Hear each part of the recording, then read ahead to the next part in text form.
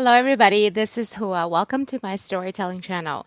Today I am back to read Zai Zai Plig Part 2. If you have not listened to Part 1, it is in my videos below.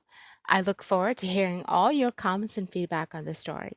So come in, pull up a chair, relax, and enjoy.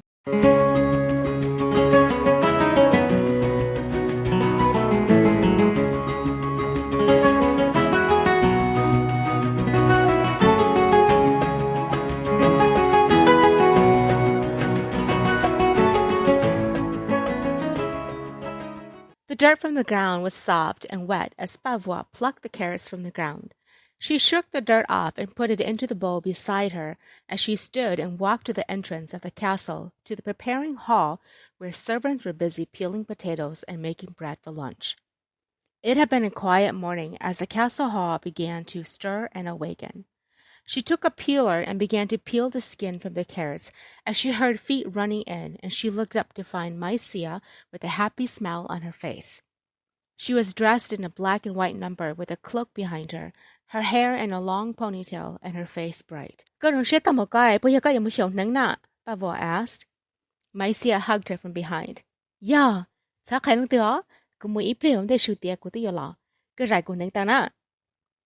Pavo shook her head as Mai Sia ran outside to the stables, and she heard the horses neighing and then began galloping away.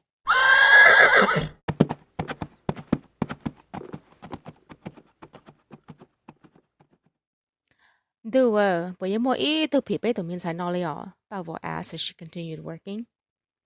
The apple on the hay looked intimidating as Mai Sia stared at it from afar.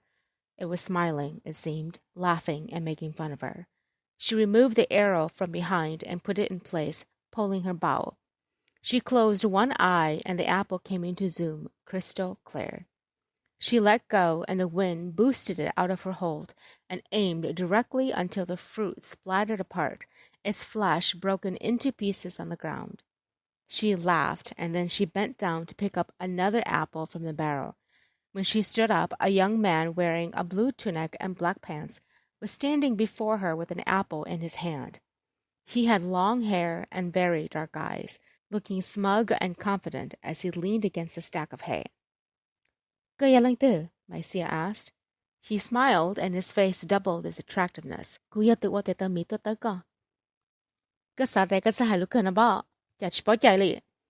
He laughed and tossed the apple in the air, catching it.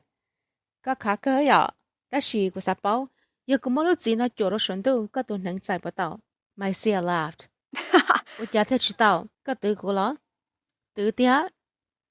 Ole, ya có yen của mà kiếm muốn ghi ra hai tia của yo itu nâng vự.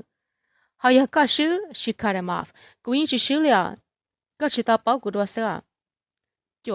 He smiled and shrugged, and then he tossed the apple up into the air. As she reached for her arrow, he shot his arrow into the apple first, shattering it as hers missed it by a hair. Mai Sia dropped her jaw open as he steadied himself, and then picked up a piece of apple near him and began eating it. She cried. He shrugged.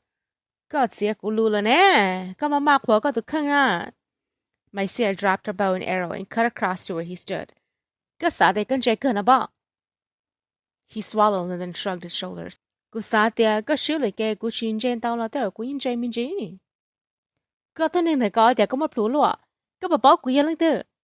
Oh, ấy có nông cú li có này, ấy có bao cú hình thứ thế à? Giờ có yếu sĩ có chỉ luôn bay là yên cú, là cú yên mất chạy sĩ cú chỉ luôn bay là yên có thế à? Anger shot through her, and she picked up a piece of apple and tossed it at him. Surprisingly, he caught it and smiled as he put it into his mouth, chewing and saying a thank you through a mouthful.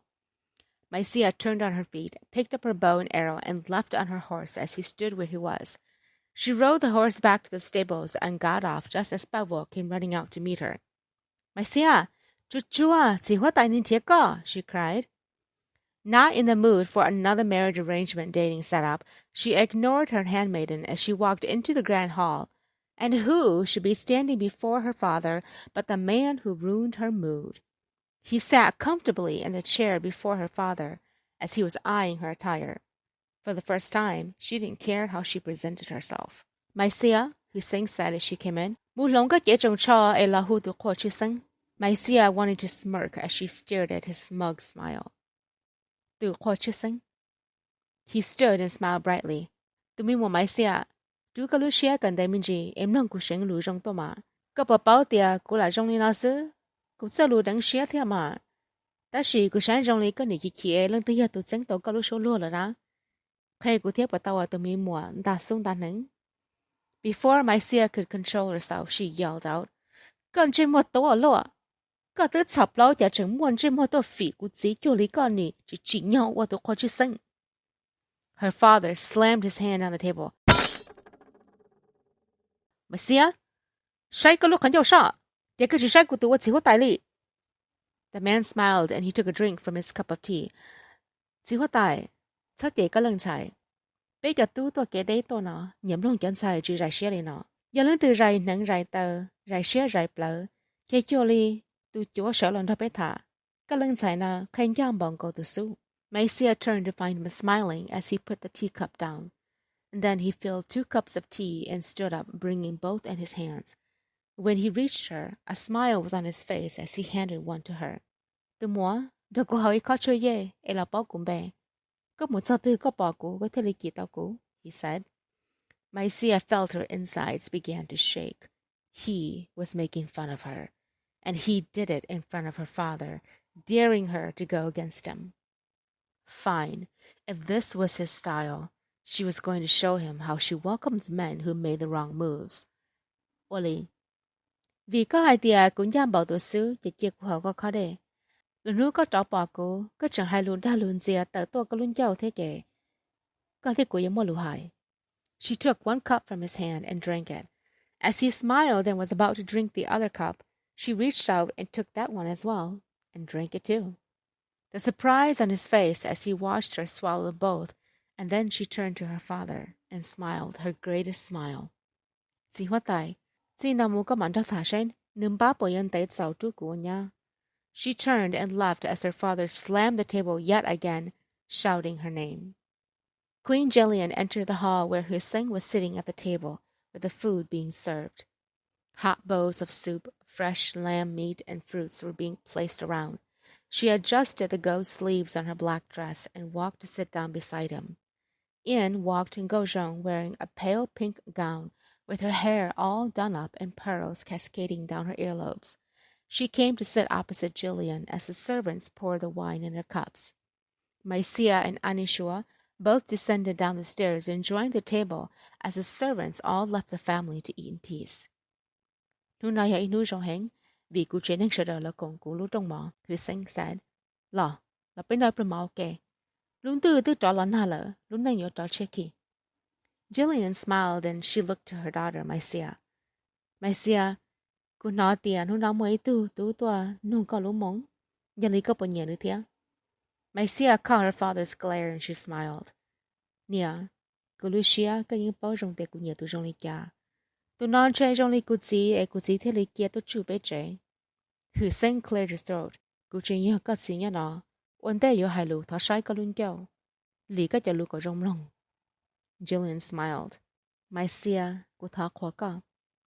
Hussein stared at his wife. Có chẳng phá khó nữ ở đã chỉ.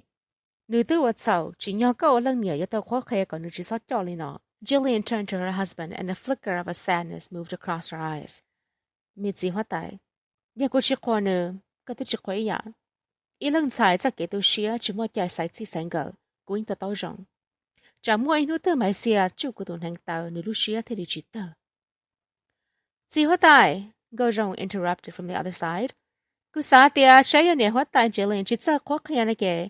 Cho mình xài Mai Sia lo, cũng bảo lý bác kìa. Smiling, Jillian replied, Nkauj, thọ có một sái tụi có chó xây nữa cho lý cả. Ta lý của sái mà Jillian nè tôi chỉ muốn lên từ tôi nâu cho nữ lúc con luôn bè xa. Giờ lý tê rộng, có cho lù rong hai xứ chỉ rong lòng. Có luôn bè nhớ họ lúc vào lúc trẻ nó chỉ là lúc tránh. Nếu giờ lúc là tránh lúc tên lúc tu xứ, sái có luôn giàu. Chủ kia! Hussein cried. They all love it, Malay, like in Udong no more, okay. Or Janesh, she don't like her, she's somewhat get psyche look get pay. Jillian stood up. Jacques, đã, si hoa tài. Cú cùng chỉ tao plomon nó đó nè mà. Mua tên nên chỉ khoa cú lúc mua. Giờ nó mỏ kén chơi ở kẹp lá. She turned and left. Mai Sia watched as her mother walked out, and she stood up to follow her mother. She found her mother wandering around the garden where the roses were blooming. Gunia, Mai Sia said as she came to take her mother's arms.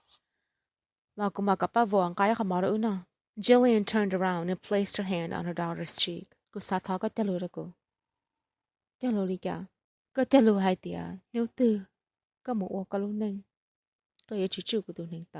Nia, Mai Sia said as tears filled her eyes. She saw the pain swimming in her mother's eyes as she struggled to keep her emotions under control. She failed, and tears fell on her cheeks. Mai Sia reached over and wiped them away. Nia, Satushia. Jillian took a deep breath and looked away. Tetia, tinte tambo nala, Kitushia yin yuchupla. Tashi, Bening ya chang lushia kerta Kitushia. Vì sao kẻ nó theo lý bá tàu bé ông thanh nhỏ là sơ. Chỉ là nước của chị mua của trâu chị hóa tài dẻ, của lúc nâng căn thư plot thân thọ. Của lúc số lua, của chị bỏ cho nữ rong nữ lý giả. Của tôi chị chỉ tàu của tôi khen. Cho nước món tôi là rong ý giả. Của cho tư rong lý của mua dân chúa sơ, chỉ một phong dư. She turned to Mai Sia. Mai Sia, chị nâng lúc xe rong lý bỏ đá nâng, và rong nhận sơ chỉ rong cho là khờ kia bố bư. Giờ có gì nhận, giờ có yếu bỏ tới giờ chỉ rong ôi ô cá mót rồi có lúc xe. Bé bơ nè, rồi khờ tàu là tổ say say, rồi lúc họ mua bỏ giờ tí trả bỏ bé đùa. Mai Sia wrapped her arms around her mother's slender body. Nè, chỉ lý của bảo lọ, có những gà của mua. Có lúc số lọ của ít gì chỉ tao nói đùa. Cô nè, cô cha cha mua nô tư của chú có tụi hình tàu sao? Cô lúc xe tôi chỉ học cô lúc, lý học của chị lúc. Giờ của chị giờ thì của những giá trị thầu. Nè, chỉ có chị của cái link tuổi của thầy bá tàu có. Jillian removed her daughter's arms from around her and held her hands in hers. Mai Sia, dia sẽ lên từ tua có lúc xe. Sân trái chậu nữa. Giờ có chậu ấy có gì một số nhà bỏ chế cả ta là chỗ có tàu luôn nên cả xe sư. Có bỏ cô. Tàu luôn bên này hóa tài ta sinh ra có một số nút xôm hòa. Sao ô lý của mà. Kalushia Kaldor, Gunjung Tekayin Utao. King Su dropped the sword on the table, clattering it as it hit the hard wooden surface. The men at arms looked up at him, dirty and exhausted from the training today. His arms ached from his archery practice, and he needed a hot bath. He watched as his men didn't move, and he removed the heavy armor on his chest to put down. As he looked up, Mota walked in, dusting the dirt from his green armor. His sword was in his hand as he found a place to sit as the men moved around him. King Su, Nuna có yo shadow mu cơ su nhà hình. Bây giờ mọi chỉ có trực hệ bê luôn rể, Mota asked. King Su looked up with tired eyes. He smirked, and then he flexed his hands, opening and closing his fingers into a fist. Kể cơ su chỉ muốn hút tìa. Giờ nó tư có chuyện do tiếng pha, nung tới hiện nó có tự nhiên gió thọ tổ có sa xìa. Nhờ tôi cờ sai hồn tay sai tạc á. Dù tự nhiên gió lòng chết to là cho dù. Có cánh chỉ con trả xuống đó. Mơ tàu took a deep breath. Ngồi chân lý cơ hài. Dạ lý, thổ thương ba mù. Bên nước tận tay này sư. Dù mô đồ tàu, nhẹ xế cầu. Lúc tôi hóa tài, lúc xuống thấy tôi chọn được của tìa lôi hết chân của tôi. Ôn đây của kia luôn ca tê thọ của. Của mà một chút luôn lý kêu. Một chùa có lô va lô chạy chữ hù. Ba sợ đỡ. Bế tay kỳ sư bế giờ mù. Oli. Motao rose and returned as the men left with him. King Su stared at the sword lying on the table and closed his eyes. Blood and war, all he knew, surrounded him as he tried to gather his emotions. The reason behind his rebellion was the plea of his mother's dying words as she lay in a pool of blood. The battle he created was the fall of his father to his knees as he stood watching. The uproar of pain that burned in his heart and soul from his little eyes witnessing the corruption of his home being burned and annihilated. As a child, his hands were too small to carry a sword, but as a man, those who had wronged him better prepared to meet a death that only his hands could deliver. For so long, he'd lived with the nightmares of blood that swam around his soul. He vowed that as soon as he became a man, he would train himself to become ruthless, and to successfully fulfill the revenge of blood left to drown his heart. He was close, closer now than ever before. He stood and walked to the balcony where he looked out to the lights that decorated the village across the mountains. There, the people who trusted him to keep their village in peace lived without fear because he stood tall. For a while now, his trusted committee were beginning to get him to select a wife. He needed a queen beside him and to give heirs to the throne. He had someone in mind, and his reasoning behind it was to get closer to the person who took everything away from him. He had to remember to make sure his heart was made of stone and not to fall for her beauty.